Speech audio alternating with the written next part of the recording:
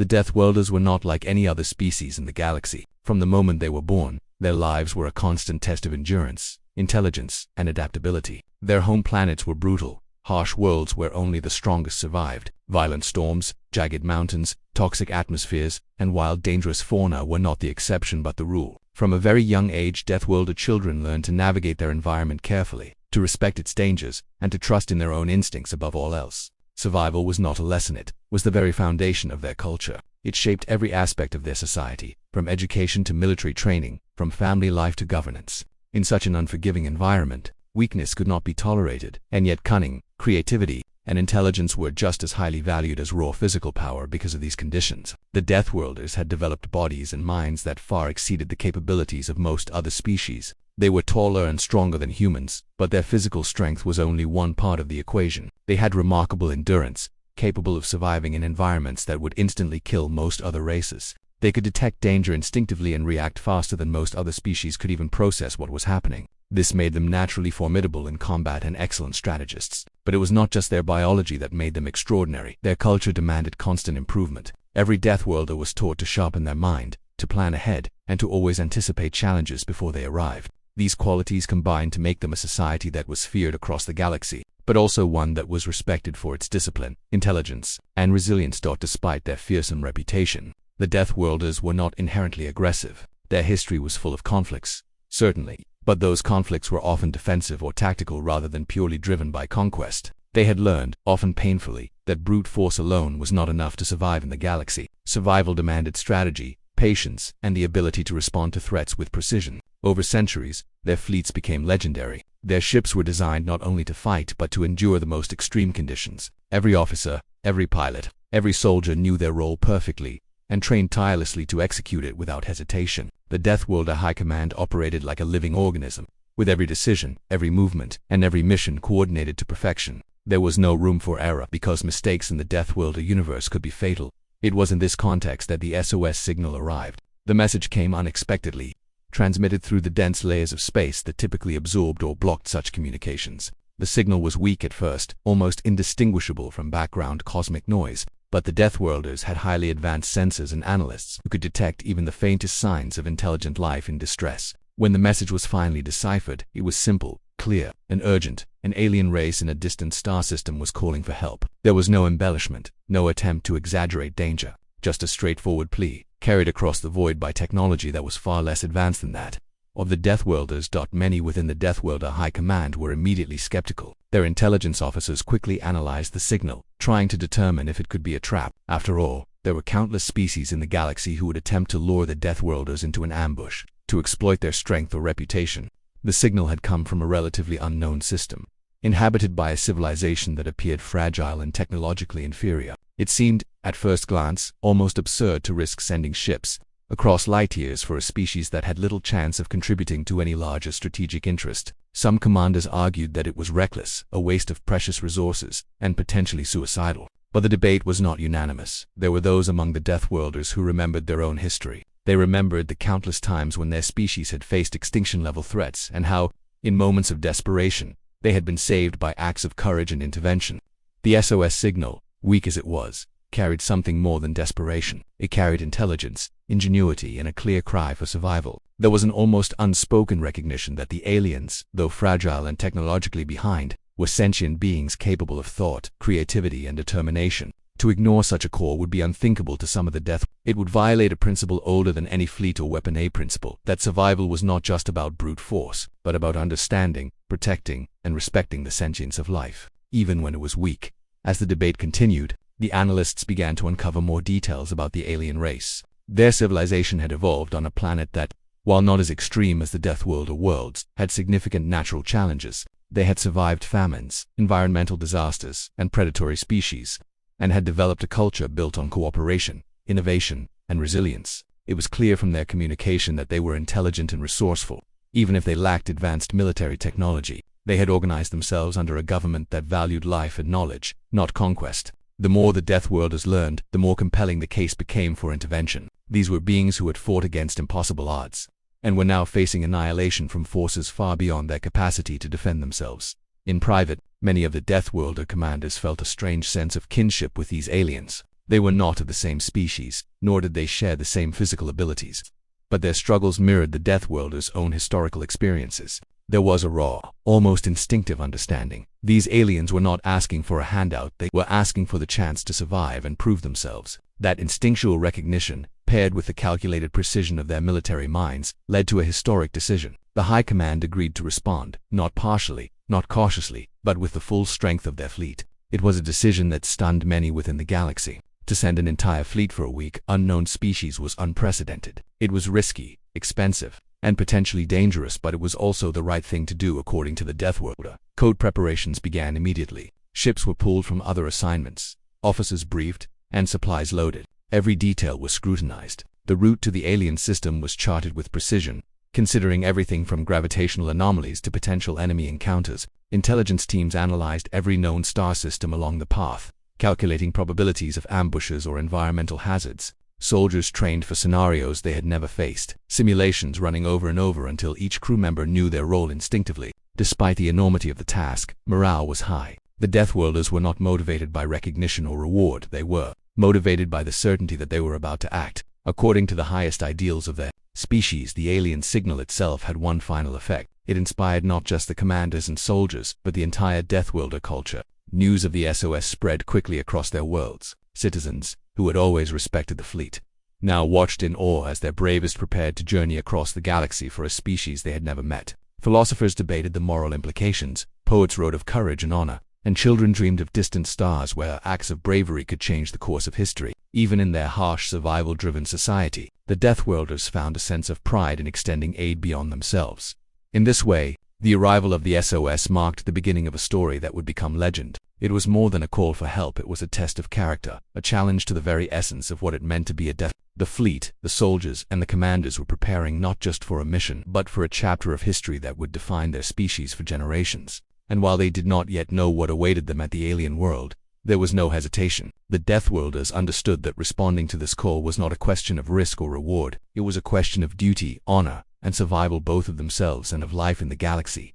By the time the fleet was ready to depart, the signal had become more than a message. It was a symbol that even in a galaxy filled with danger, cruelty, and chaos, acts of courage and compassion could ripple across the stars. The Deathworlders, famed for their ferocity and resilience, were about to demonstrate a side of their character that few had ever witnessed, that of guardians, protectors, and sentinels of life, no matter how weak or unknown. And so, as the first ships slipped silently into hyperspace, the stage was set for a journey that would test every skill, every instinct, and every value the Deathworlders held dear. The story of the SOS signal was only beginning, but it had already changed the course of history for all involved.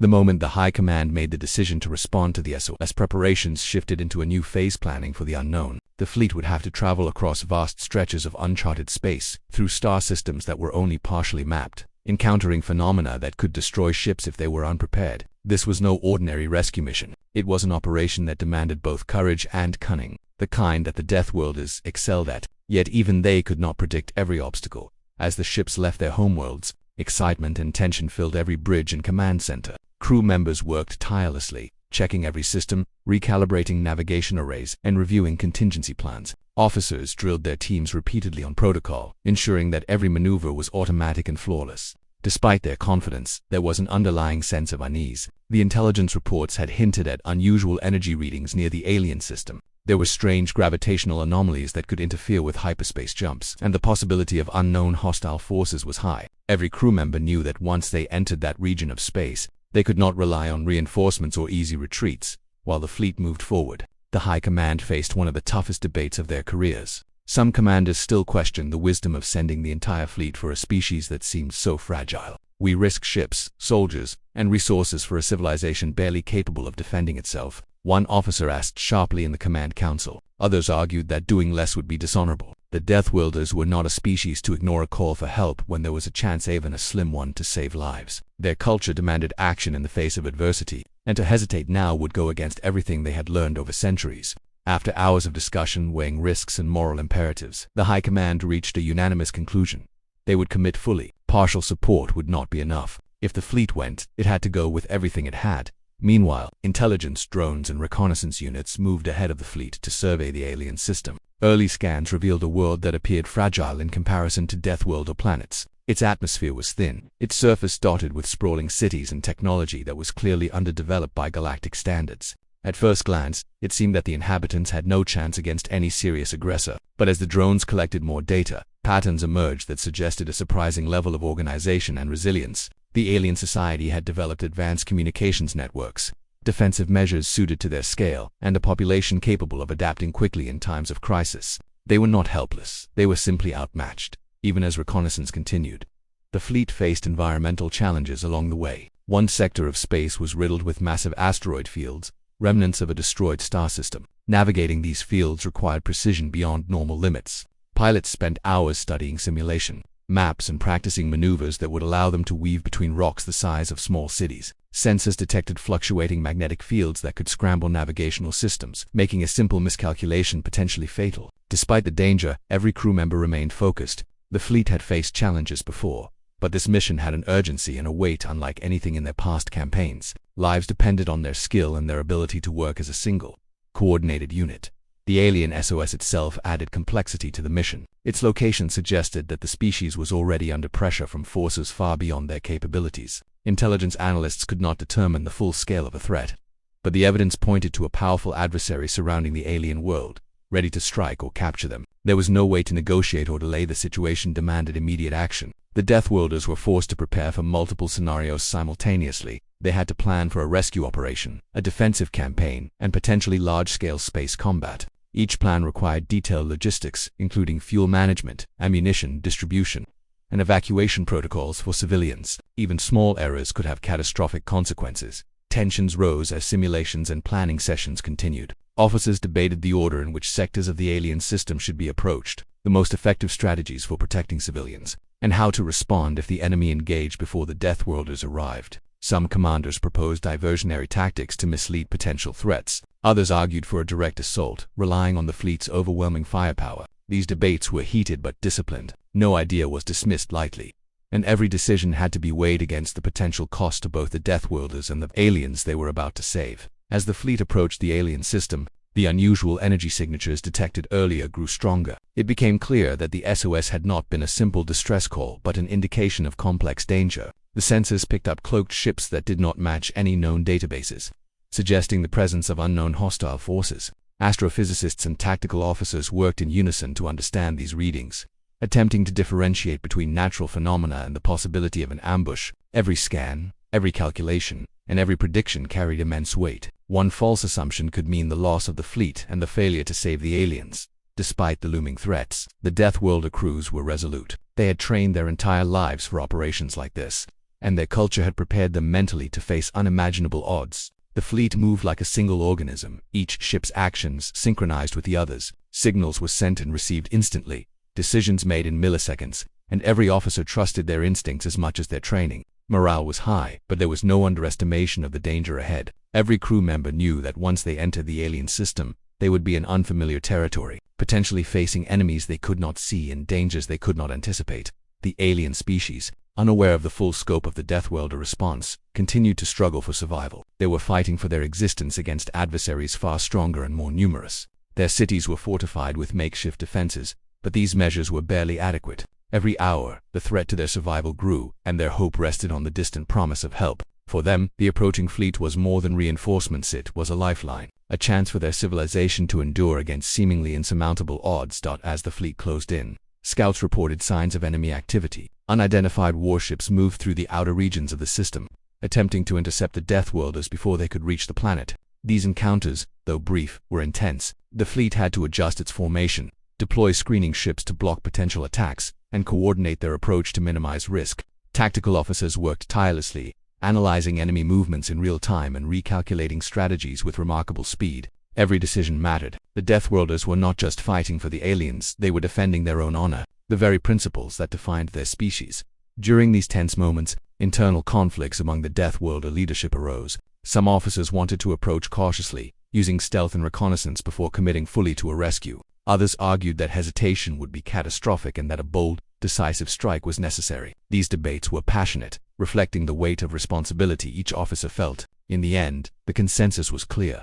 The fleet would advance boldly, relying on their unparalleled discipline and coordination to overcome any obstacles. There was no room for doubt. Failure was not an option, and retreat was not considered. As they drew closer, the alien planet grew in the view screens of the ships. It was smaller than the Deathworld homeworlds, with sprawling continents and cities illuminated by artificial lights. The signals from the SOS grew stronger, conveying not only urgency but also a strange, almost desperate hope. The fleet knew that their arrival could mean the difference between survival and extinction for the aliens. It was a burden they accepted willingly. The Deathworlders were not heroes in the conventional sense. They were survivors, warriors, and strategists, but in this moment, their actions carried the potential to save countless lives. In the final hours before entering the alien system, the fleet adjusted its formation for maximum efficiency. Shield configurations were optimized, weapon systems were primed, and communications channels were secured. Every crew member knew their role, and every officer understood the importance of precise coordination. The alien SOS had become more than a signal. It had become a mission that tested every aspect of the Deathworlders' capabilities. The stakes could not have been higher.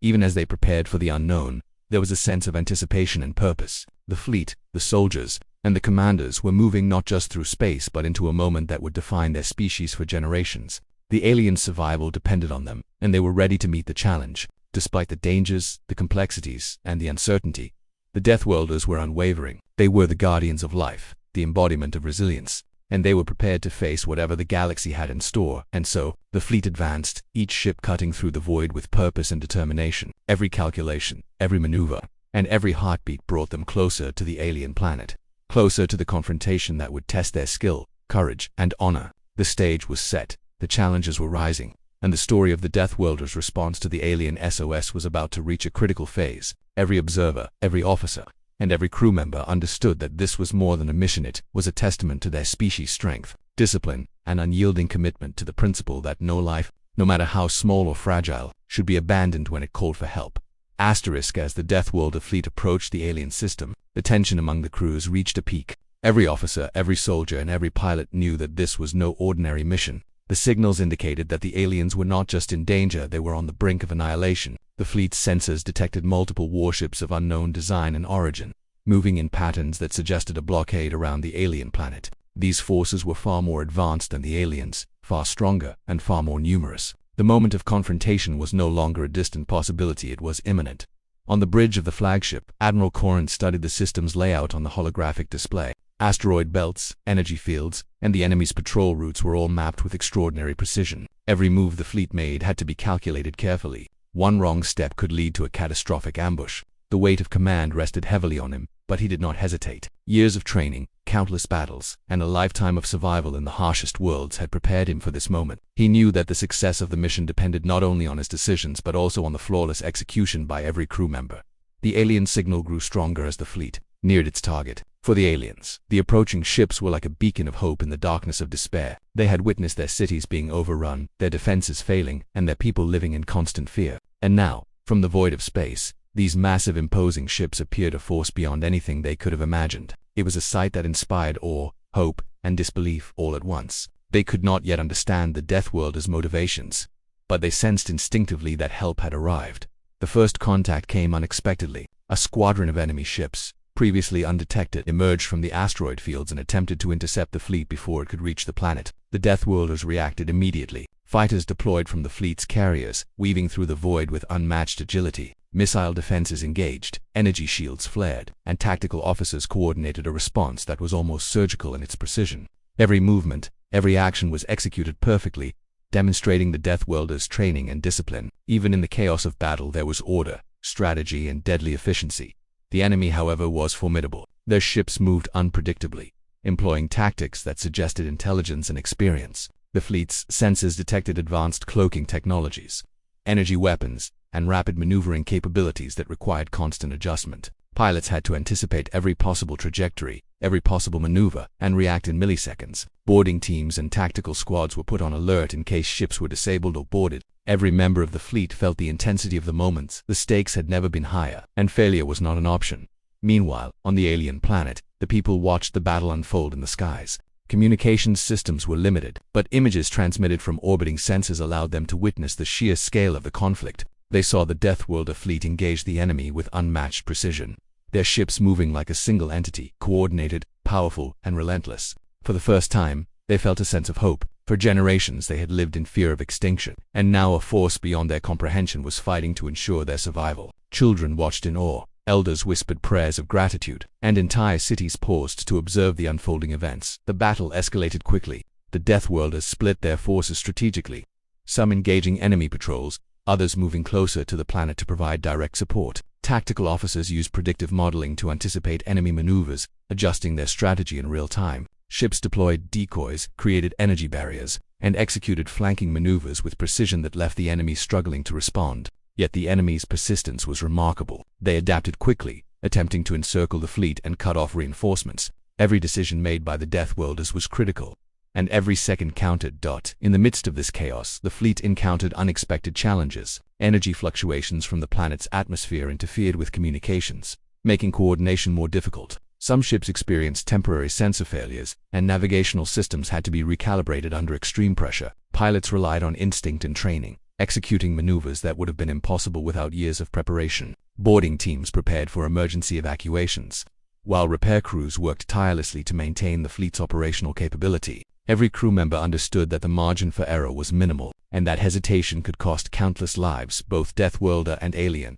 Admiral Corrin made a critical decision. He ordered a concentrated strike on the enemy's command vessels, hoping to disrupt their coordination and create an opening for the fleet to reach the planet. This decision required precise timing and flawless execution. Fighters and capital ships moved in a synchronized pattern, surrounding the enemy command vessels while avoiding collateral damage to the planet below. Energy beams cut through the void, missiles streaked toward targets, and shields flared in response to incoming fire. The battle was intense, unrelenting, and pushed every crew member to their limits. As the enemy command ships were disabled, openings appeared in the blockade. Smaller, more agile ships of the Deathworlder fleet maneuvered through these gaps, approaching the planet to provide direct support to the alien population. Orbital bombardments were carefully targeted, ensuring that only enemy positions were hit while minimizing damage to civilian areas. Communication relays were established with the alien leaders, guiding evacuation efforts and coordinating defensive measures. The aliens could hardly believe the scale and precision of the operation they were witnessing, what seemed like a miracle, a force beyond comprehension acting in their favor. The critical moment arrived when an enemy flagship, larger and more heavily armed than any previously encountered, they emerged from the shadows of the asteroid belt. Its weaponry threatened to destroy entire sections of the fleet in a single strike. Admiral Corrin acted decisively, ordering a combination of flanking attacks, decoys, and concentrated firepower. The Deathworlders executed the maneuver flawlessly, drawing the flagship into a trap where it was outmaneuvered, surrounded, and ultimately neutralized. The fleet's cohesion, training, and determination had turned what could have been disaster into a decisive advantage. Amidst the battle, personal stories of courage unfolded. Pilots risked their lives to protect weaker ships, engineers worked under fire to repair critical systems, and boarding teams intercepted enemy vessels attempting to escape. Each act, while small in the grand scheme of the fleet, contributed to the larger mission. The aliens, observing from below, began to understand that their survival was not just a result of military might, but of the discipline, coordination, and unyielding commitment of the Deathworlders. The alienness, which had once seemed like a fragile cry for help, had triggered an unprecedented response.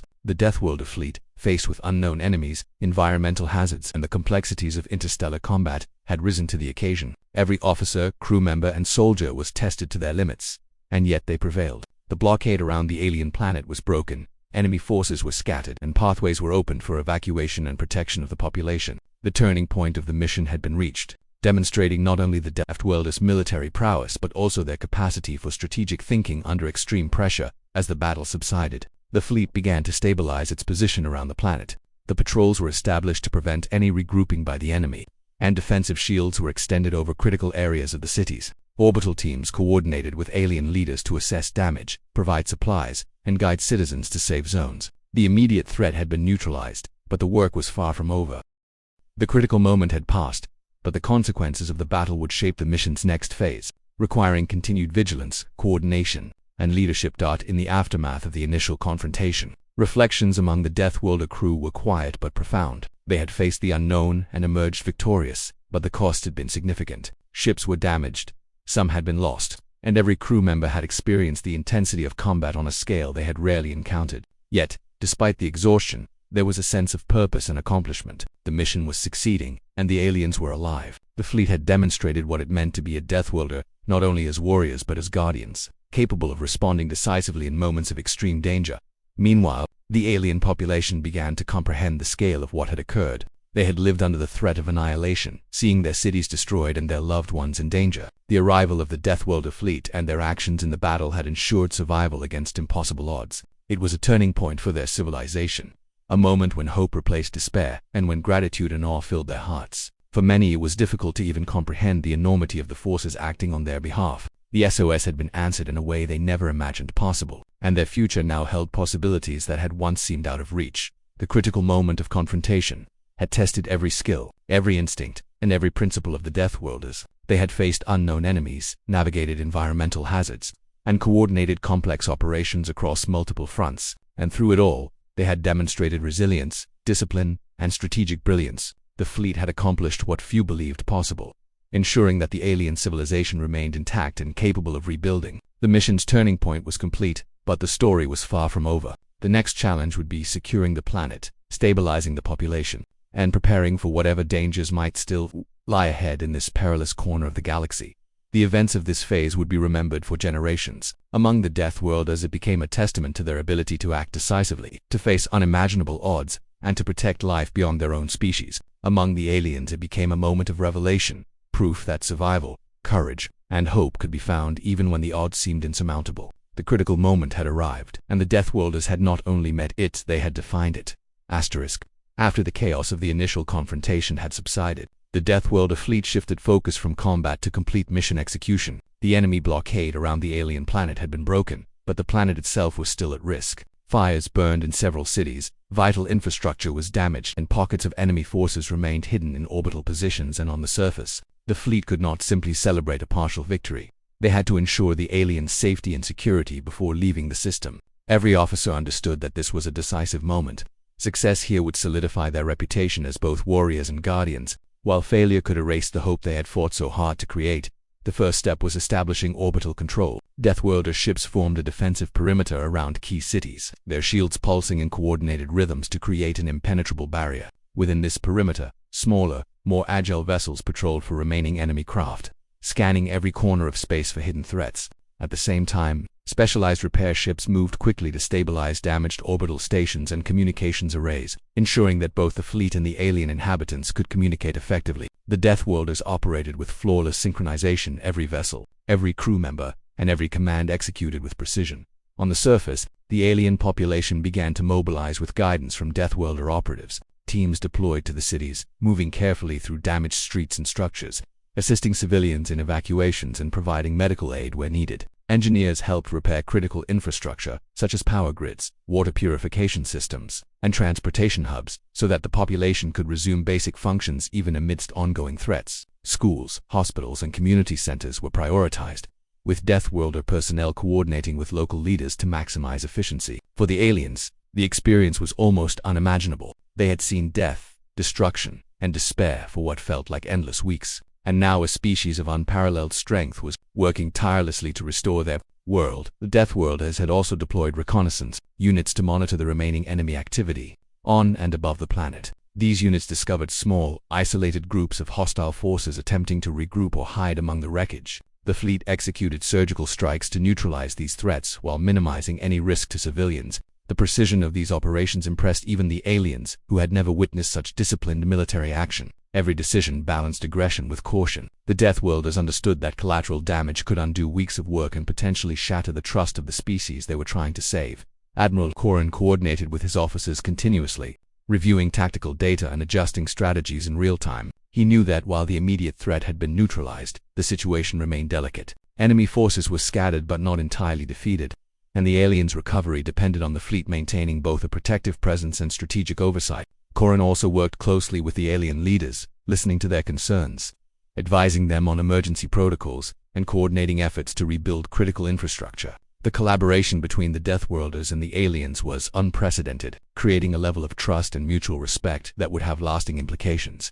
One of the most critical tasks was ensuring the safety of civilians who had been trapped in compromised areas during the battle. Specialized evacuation units moved systematically through neighborhoods, transporting injured, elderly, and vulnerable populations to secure zones. Medical personnel from the Deathworlders worked alongside alien doctors, performing triage, treating wounds, and addressing psychological trauma caused by weeks of fear and conflict. the alien population began to see the Deathworlders not as distant, imposing warriors but as protectors who genuinely cared about their survival. Children, in particular, were fascinated by the soldiers, watching them work tirelessly, asking questions, and even trying to imitate their drills.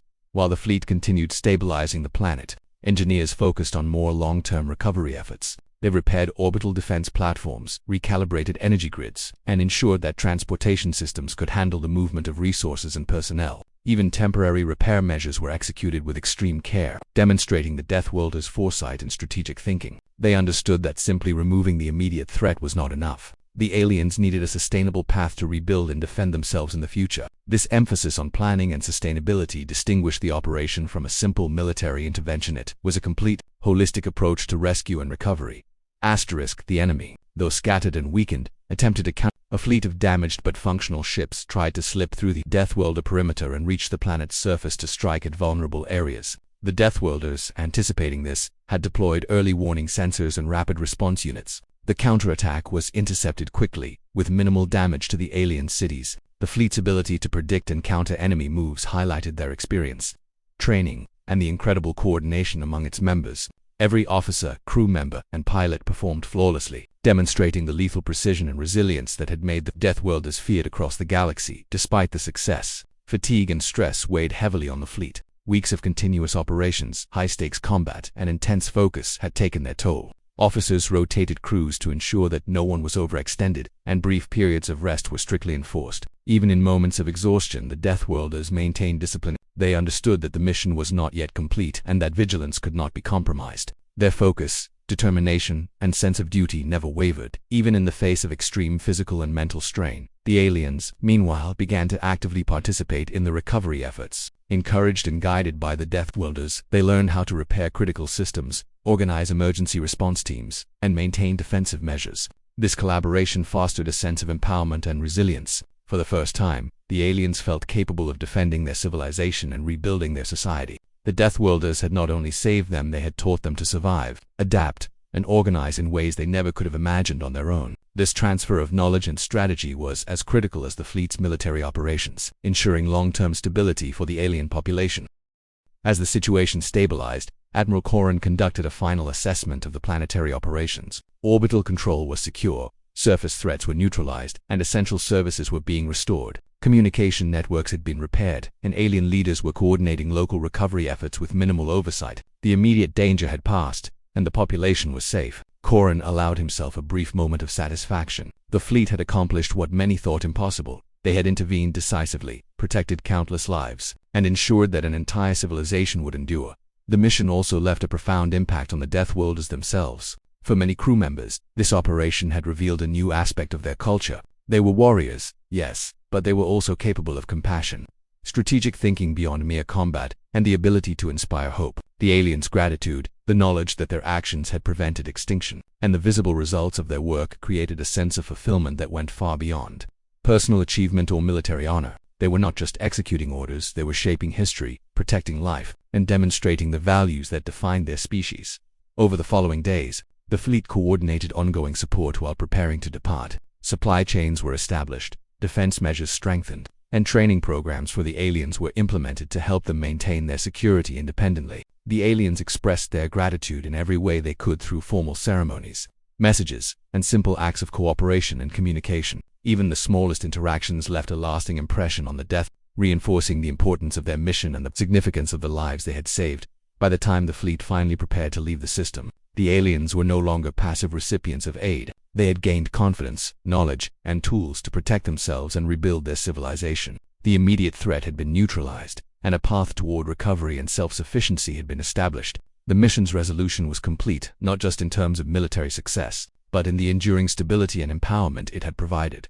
The resolution of the mission marked a turning point in galactic history. The Deathworlders' response to the SOS had shown that even the most fearsome species could act as protectors, that strength could be tempered with wisdom, and that decisive action could save entire civilizations.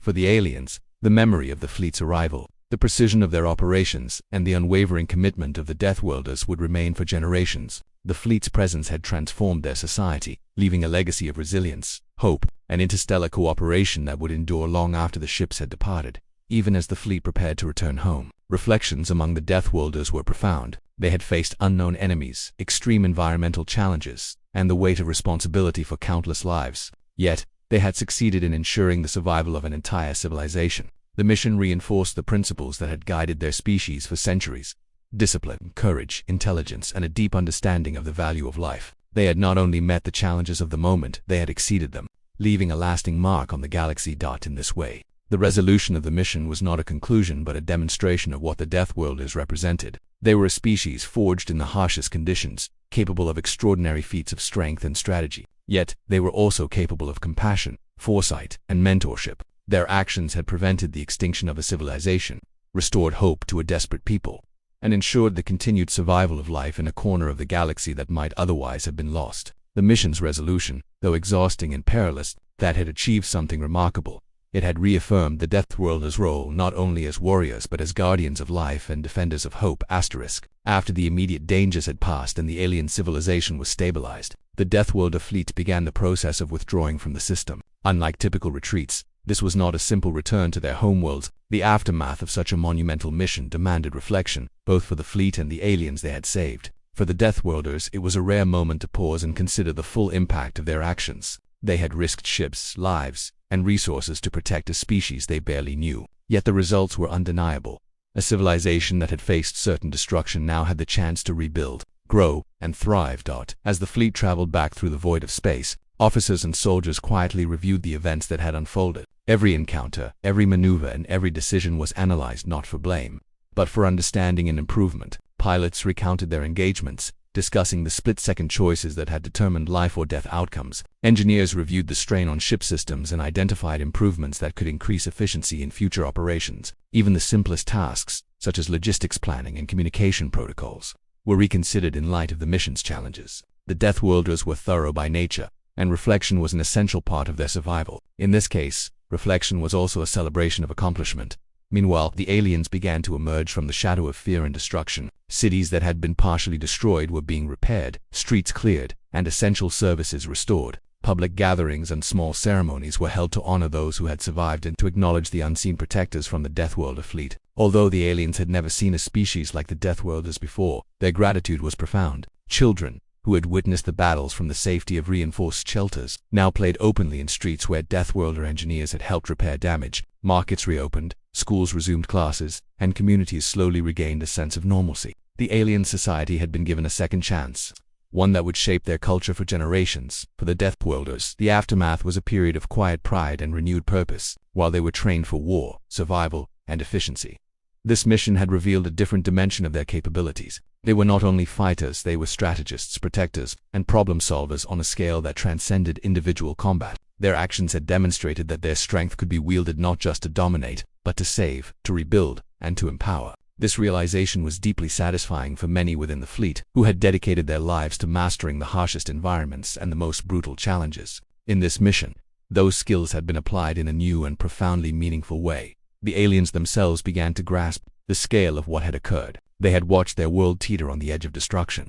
Yet through the disciplined and coordinated intervention of the Deathworlders, they had survived. Leaders in their society started studying the strategies used by the fleet, asking questions about tactical maneuvers, logistical planning, and the philosophy behind the Deathworlders' actions. Scholars, historians, and military officers were fascinated by the precision, discipline, and ethical framework that guided the Deathworlders. This knowledge would be passed down, integrated into the aliens' own culture, and serve as a foundation for future growth and resilience. Even as gratitude and relief spread across the planet, the fleet continued to maintain a protective perimeter until it was certain that all critical systems were operational, and that no remaining enemy forces posed a threat. Patrols and reconnaissance missions ensured that any hidden dangers were neutralized before final withdrawal. Engineers provided final technical support, making sure that communications, energy grids, and defensive measures were fully operational. The aliens learned quickly, working side by side with the Deathworlders, gaining skills that would allow them to maintain security and stability independently in the future. By the time the fleet began its departure,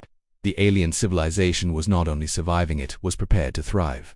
During the journey home, the fleet also reflected on the human cost of the mission. Though the Deathworlders were renowned for their resilience, the mission had not been without sacrifices. Several ships had been damaged, minor injuries were treated, and some soldiers were emotionally affected by the intensity of the operation. Officers held debriefings to ensure that every member of the fleet was accounted for. supported, and prepared for reintegration into normal duties. These debriefings were thorough, compassionate, and methodical, reflecting the Deathworlders' culture of accountability and care for their own, even amid the rigors of military life.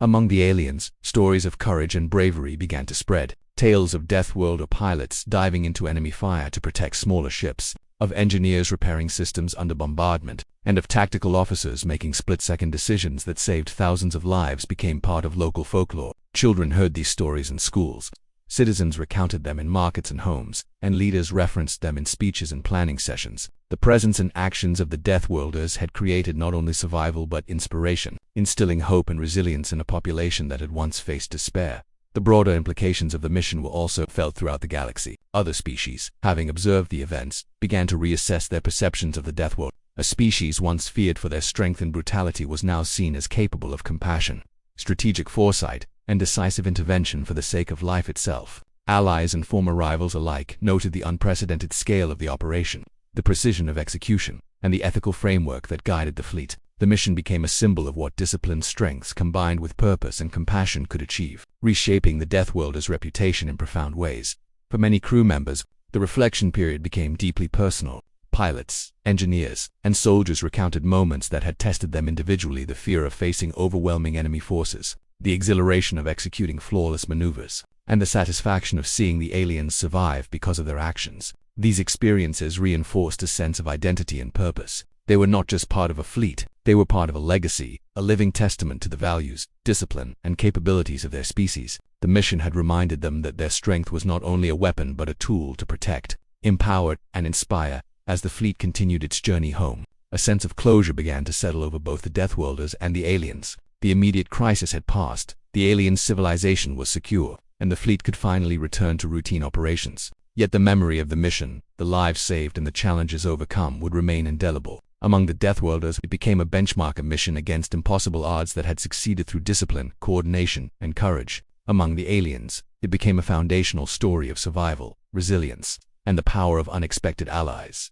The impact of the mission extended beyond tactical success and immediate survival. It had fostered cultural exchange, mutual respect, and a new understanding of what interstellar cooperation could achieve. Alien scholars documented every detail, preserving knowledge of the Deathworlders' strategies, technology, and philosophy. Over time, this knowledge would influence governance, education, and military practices, ensuring that the lessons learned from the fleet's intervention would continue to benefit generations to come. The aliens had gained not just safety, but empowerment, and with it, a renewed sense of identity and purpose. For the Deathworlders, the reflection period also allowed for a philosophical reckoning. They had acted with bravery and precision, yet the mission revealed new dimensions of their own nature. They were capable of empathy, foresight, and mentorship on a scale that had previously been theoretical. The crew understood that their actions had consequences beyond immediate survival. They had shaped a civilization, influenced a culture, and demonstrated that their species' greatest strength lay not only in their combat abilities but in their capacity to protect and inspire life.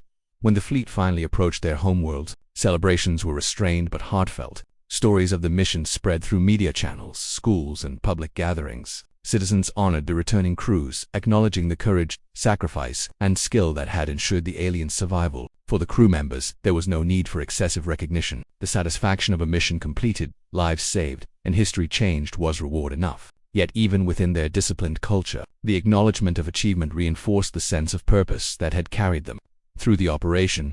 The long-term aftermath of the mission also brought deeper reflection. Training programs were revised to incorporate lessons learned. Technological improvements were implemented, and strategic doctrines were updated. Officers shared insights with cadets and younger crew members, ensuring that the knowledge gained from the mission would strengthen future generations of the Death. The mission became a case study, not just of military strategy, but of leadership, decision-making, and the ethical application of strength. It was a story that would be recounted, studied, and celebrated for decades. For the aliens, the impact was profound and lasting. Communities rebuilt, children grew up knowing that their civilization had been spared from destruction, and leaders used the lessons learned from the Deathworlders to guide policy and defense strategies. Cultural expression, stories, art, and ceremonies commemorated the arrival of the fleet and the bravery of the beings who had saved them. The SOS, once a symbol of desperation, became a historical pivot point, marking the moment when hope returned to a civilization on the brink of extinction.